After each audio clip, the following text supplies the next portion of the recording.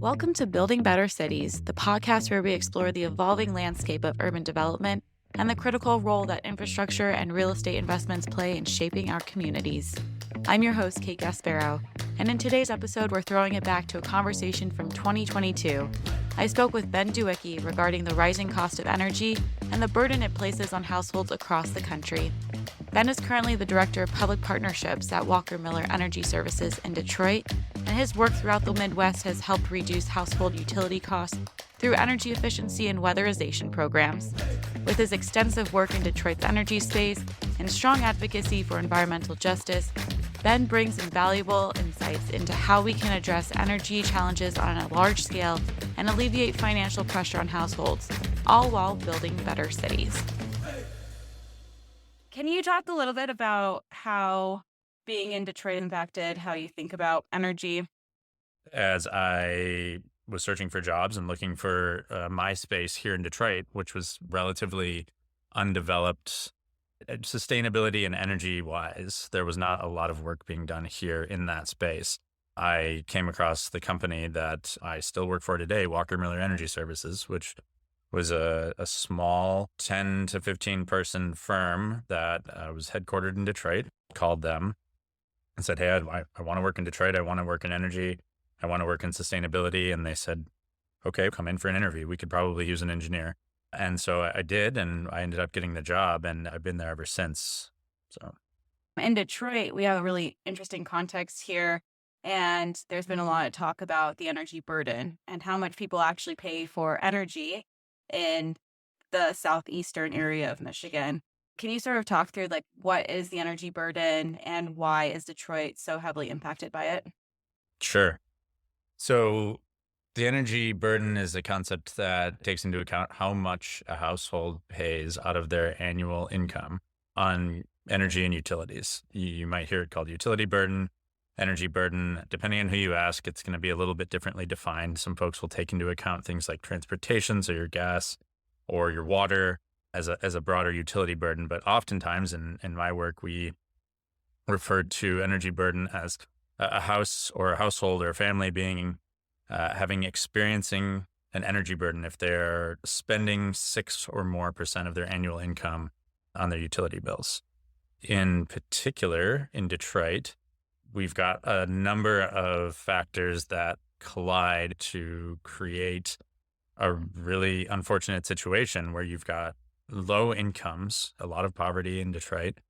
You have a lot of folks who have homes that are old and are frankly inefficient, and they have old equipment, heating equipment could be 30, 40, 50 years old or more. And the houses in Detroit are beautiful, and they've been here for a long time. Some of them have been around for over 100 years. A lot of those are not insulated and are certainly not up to the standards that we see today as far as efficient buildings. And so between the two of those, you've got folks paying a lot of money by any standard to heat and condition their old, inefficient homes.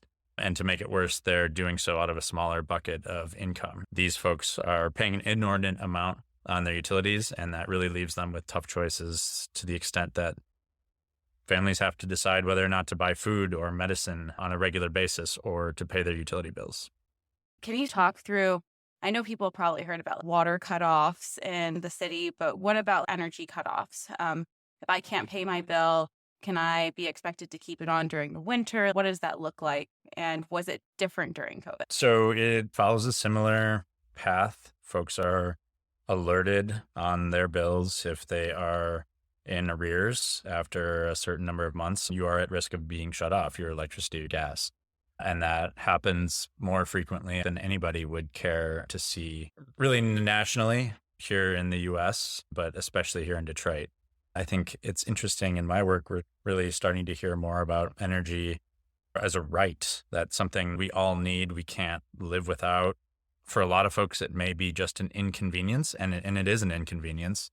But for other folks, if you have a ventilator in your home or you have medicine that you need to keep cool, having your utility shut off can really be a life or death situation. And so in any case, we did see a number of moratorium on energy shutoffs passed during COVID, as it was understood that folks were going to be under some financial distress. Unfortunately, it seems that a lot of those shutoffs continued to happen. I haven't done enough research into what those numbers look like. I know that they are high for Michigan in general, but it's something that we really need to examine in as far as how we treat folks who are unable to pay their bills either on a short or a long-term scale, with options like energy efficiency being a really good one because you're really fixing the problem at that point and not just plugging the hole for a moment. Just to put some sort of scale to that, in 2021, DTE executed 178,000 disconnections, the highest since 2016. DTE is the local utility service here in Southeast Michigan, and they are continuously trying to work with customers to find solutions to help them pay their bills. But when you are increasing the amount of debt, it sort of is this vicious cycle where it's difficult for somebody to get out of. So just keeping that in context, what is going on in Detroit and in Southeast Michigan to help families and households combat the energy burden and help them get around it? That's a great question. For starters, to give a little bit of context here, there are a lot of single-family homes in Detroit. Detroit is a city of about 650,000 people. At its peak in the 50s, we had around 2 million people. So we have a very large land mass. This was the home of the automobile, and it was a place that people could get around by car and have their little slice. And so there was a lot of single-family homes, a lot of single-family plots here in the city. And they are, as I said earlier, ranging in age. So what we have in Detroit is really twofold when we are talking about this issue of energy and security. You've got a housing crisis. The houses in the city, by and large, are in moderate to poor shape. And that is not just from an energy perspective, but that's just from a pure infrastructure perspective. So you've got roof issues, you've got foundation issues, water leaking in. There are items that are more health and safety related and not immediately structurally related, such as asbestos, especially on old boiler pipes, but also even on furnace ducts sometimes. You've got mold, especially in homes that have been prone to water infiltration. Old wiring is a really big issue that we're seeing now. 60 amp fuse boxes, the ones you might put a penny in back in the day if you didn't have a fuse, and old wiring, which in certain circumstances can really present a fire hazard. All of that stuff doesn't even have to do with the energy efficiency of the home. And so there's the housing issue, and then there's the energy efficiency issue. The houses, and I alluded to it already, they've got old heating systems. They may not have any cooling system, more likely than not. They've got little to no insulation and things like windows and roofs that have holes in them or have rotted out over the years, providing a lot of space for air to get in the house when it shouldn't be.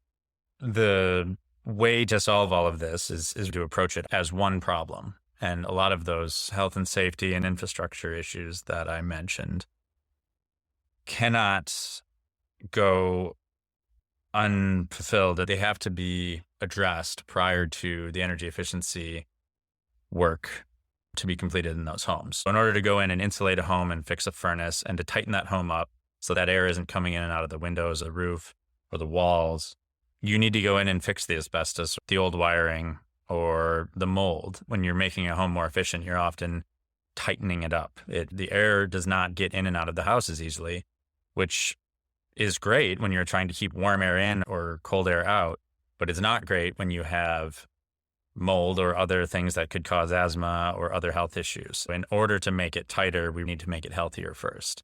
The real issue that we're seeing is how do we do that at scale? There are anywhere between 100 and 200,000 single-family homes in the city, and that's a lot of work to be done. It seems a little daunting. It is a little daunting, yes. And if we could think about just the progress that you've seen over the last few years as there's been more attention on this, there's been a lot more money pumped into the city after bankruptcy. What has it looked like to see a shift, if there's been any, and to what extent, in this space? Yeah, there is more attention being paid, I think, every day to this work. In my observations, I think there has been a little bit more attention paid to stabilization of people's homes that were in worse shape, that were about to fall down, or that were literally the roofs are caving in on people, or they had no heat or water at all, right? And so there was a lot of homes that had issues like that. There were a lot of homes that were so blighted that they were burned out or abandoned entirely, and those needed to get knocked down. Detroit was in such a condition that those needed to be addressed first because they caused the most immediate concern to the general public. And I think you've seen a lot of that addressed in a pretty systematic way. That being said, there have been programs over the last decade or so that have been addressing other types of home repair. There are 0% home loan programs. There are emergency senior home repair programs in the city that work to address a number of different issues beyond the ones that we just mentioned today. What you're seeing now, which I think is really encouraging, is more focus on aligning programs that benefit each other. It's a pretty daunting issue, right? We're looking at thousands of homes that need to be repaired and made more efficient. Eventually, they will need to be electrified as well, right? In order to do this carbon reduction and to combat climate change in a way, we need a cleaner grid. We need all of our combustion appliances, that is to say, natural gas heating, water heating, and stoves to be replaced with electric, right? So that's a whole nother problem. But that's coming. We're on the heels of that. In order to do all of this, we need to be thinking systematically. If a home in the city gets a new roof, they should be immediately referred to the program that then can weatherize that home, that can make it more efficient. And that's hits on a number of boxes. One, it's generally more efficient for the programs that have resources to do those things. They don't have to go out and search for people. But on the other hand, it's more efficient to the people who are in that home, and it takes the burden off of them to go out and identify all of these different programs and to apply for all these different programs and have various inspections come and done in their house. These are folks who are working a lot. They may be working 2 or even 3 jobs. They may have multiple children or multiple generations in the home. Even to get the assistance is a burden. It's challenging on them. You have to take time off work. When we align these programs and bring them more into a system, we're creating more opportunity for everything to work more efficiently, to get services out to more people, and really build a whole economy around this. Can you walk me through, what does the weatherization process look like? How do I even know in the first place that I need to weatherize my home? Or does somebody come to me to tell me that I should be weatherizing my home? Can you sort of walk me through what it's like for the homeowner to go through that process? Yeah, that's a great question. You can get into the system in a number of different ways. I think a lot of folks, and I should say maybe a little bit of context, there are various resource programs, set-asides that can allow people, especially folks on fixed income or lower income, to receive subsidized weatherization and energy efficiency services. By and large, though, the primary program is called the Weatherization Assistance Program. It's funded through the Department of Energy at a federal level, and then passed through some housing department at a state level. That program provides funding for houses to receive insulation, other weatherization measures, and upgrades to their heating systems and water heating systems. So to take that program as an example, they run maybe about 350 homes, on average 200 to 300 homes in the Detroit area, the Wayne County area every year. Folks are usually aware that their energy bill is high and that may be something that they're struggling with, right? And so through the various social services channels, the same ones you might go through to receive food assistance, for example, will tell you, hey, there's a program out there that can help you with your energy bills. Once you are enrolled in that program, you're deemed eligible. You will have an appointment. Somebody will come to your house, an energy auditor or assessor will walk through your home, and they will spend a significant amount of time there, several hours usually, looking at really every corner of your house. They will look at the outside, assess the condition of the walls and the windows. They will come in the inside. They will look at your basement and your attic and heating system. They will put together a report after taking observations, making measurements, and using various tools to understand the efficiency of your home. And they will put together a report that says, here are the items that need to be addressed in order for you to save energy. The Federal Weatherization Assistance Program has various thresholds for what can be installed and what can't, as far as how much energy that's going to save you. When it's all said and done, that program will actually manage the whole process of bringing contractors out to your home. They will go up into the attic, put insulation in, go into the basement, do a furnace replacement or a water heater replacement.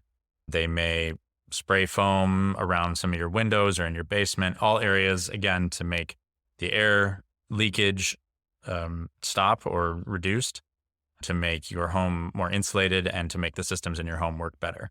And so that's really the primary pathway that we see for folks within that program. But no matter your income, that is the general process that you'll receive. Okay. And to add some more color and scale to how this is actually happening, I know that there's been an influx of federal dollars to the county, and in anticipation of those ARPA, American Rescue Plan dollars, the county has been receiving applications. Is that right? And how many applications are they actually able to process, and who are they turning down, and for what reasons? Sure. So there's a lot of money flowing into this space. The ARPA dollars, also the recent Infrastructure Investment and Jobs Act, is really providing more funding to this program, as well as other energy and sustainability programs. I'm not sure that the uptick has really started yet. We're really starting to see right now, the last couple months and the next couple months are when those dollars are going to hit the road. Those programs are receiving resources. They are also gearing up to receive those resources. So they may have 2 or 3 times as much money as they've had in the past, and they will for the next several years, because that's the size of these influxes of cash. What you're looking at here is a real opportunity to build up this space. There's going to be more work out there for those energy auditors I mentioned, or for folks that are blowing in insulation in attics, or installing new high efficiency furnaces or heat pumps, windows, roofs, things of that nature. I think over the next several months, you will really start to see that pick up. Even if you're looking at 2, 3, 4 times the number of resources that an area might have received in any given year, if the size of your program allows you to do 200 to 300 homes a year, 300 to 400, whatever it may be, okay, you've got 3 times that. Now you're doing, let's say, 1,000 homes a year. When we're looking at the scale of the problem just in Detroit, you've got 100 and some thousand homes, and they all need this service, right? 90+% of them are going to need this work. That just gives you a sense of how much more we are really going to need if we're going to fix this problem in a way that is preemptive of some of the climate issues that we're seeing. When you weatherize homes, deploy energy efficiency at scale in single-family homes or multifamily housing, especially in communities that have been marginalized, have income issues, unemployment issues, you are bringing this whole additional aspect of generating wealth in that community or deferring additional financial burden. And so if you were to direct some degree of carbon reduction dollars into these communities, now your priority is partially environmental and partially social. And I think depending on who you're asking, that may be more attractive. Hmm. Our listeners might be interested in this cross section between green sustainability and social sustainability, which is what you're referring to, and the overarching environmental justice movement. Mm. And we know that weatherization, energy efficiency, especially for these single family homes in a city that has very high poverty rates, is a way of addressing environmental justice. What other ways do you see this work or tying into more environmental justice forms or attracting dollars around environmental justice? So whether that is living near a power plant where you have poor air quality, or living near a river that is near a mine where there may be heavy metals and things that affect the drinking water. All of these are issues of environmental justice, and they have been exacerbated over the last 100+ years by varying degrees of racism, redlining, what we see today, which is some of the most vulnerable populations, some of the most marginalized historically, are those that are being most affected by these issues. We have financial security or insecurity.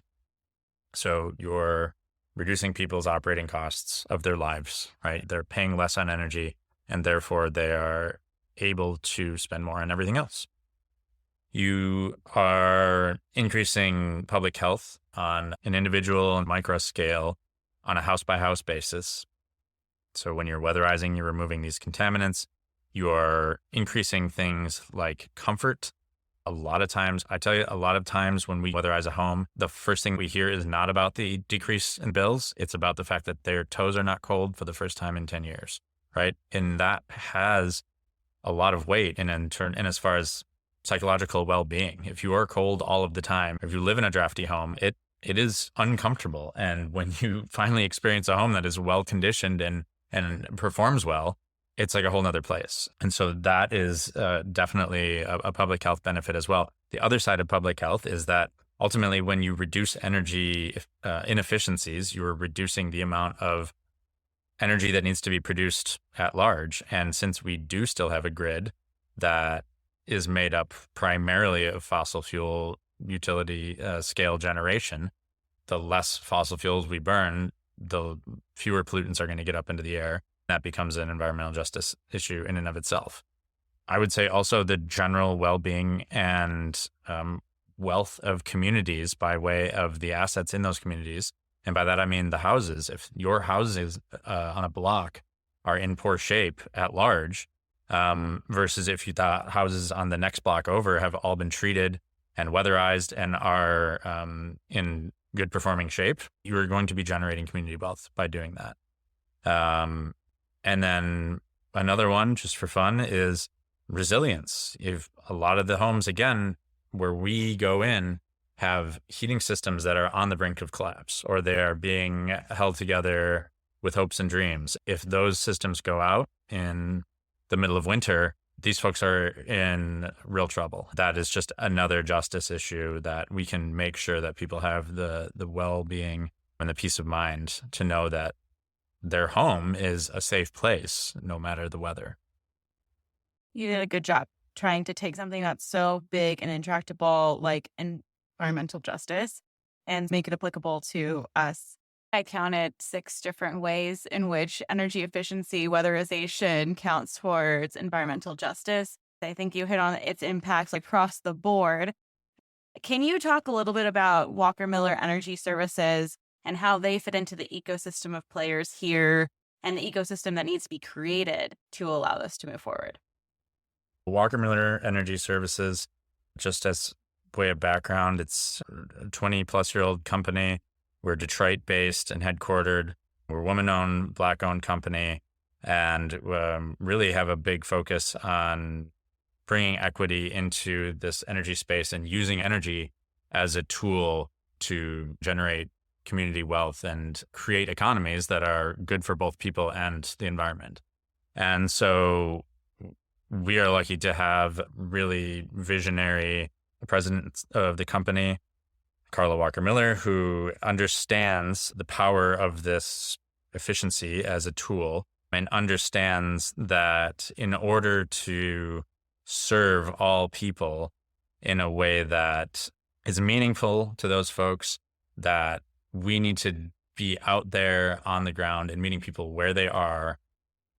We are able to do that in a number of different ways. Our growth story has to do with hitting our stride about 6 or 7 years ago when we started working within the utilities space, running efficiency programs for them at scale. And so we're working in Michigan and Illinois and some other areas in the region.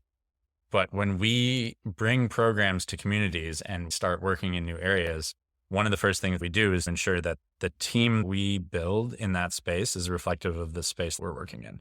Because if you don't have that, you are never going to really gain trust of the folks that are working and living in those communities. And really, you're not going to have success with your program uptake. That has been such a crucial part of our success with the programs that we run. But I really think it has just become core to the business itself, because ultimately what that means is Peoria, Illinois, Detroit, and Grand Rapids are all very different places. In order to run successful programs in all of those places, Our team has to look very diverse. That means that we bring a lot of diversity to the table internally. We're constantly generating ideas in ways to serve folks that is good for our business, but also good for everybody that we're serving. In that respect, I hope that more organizations out there are taking cues from us. How can you help inform cities that don't look like Southeast Michigan and the region to help progress similar environmental justice issues or energy efficiency issues? What have you learned here that could help others build better cities where they are? I have a habit of saying, if we can do it in Detroit, we can do it anywhere because we have so many challenges. One of them, I think I'll go back to something I mentioned earlier, which is taking a look at everything you already have going on and trying to find the strategic connections between those things. So if you've got housing repair programs and energy efficiency programs and workforce development programs, can we tie all of those together in a way that lifts all boats here? That's a huge part of all of this and helps everybody in the process. Another way is by going out and meeting people where they are. If you can go to the block club meetings or the community development organizations, who are the leaders in the communities where you're working? What are they saying their needs are? A lot of folks are doing this already, but with me, with energy, I had my understanding of what was needed, and then I went out and heard what folks really needed. We found a way to take what exists and what the needs are, and to start synthesizing solutions. Again, I'm not saying we have all the answers, but when you start by listening to folks, as soon as you start crafting that solution, it's going to be pointed in the right direction. Do not try and develop those solutions and then go to folks and say, is this right? Because you might just be wasting everybody's time. Thanks for tuning in to Building Better Cities. If you enjoyed today's conversation, be sure to hit subscribe so you never miss another episode. And if you could help spread the word by sharing with someone, it would mean so much to us. To learn more about our work, check out buildingbettercities.com. We're excited to keep the conversation going. So until next time, let's keep building better cities together.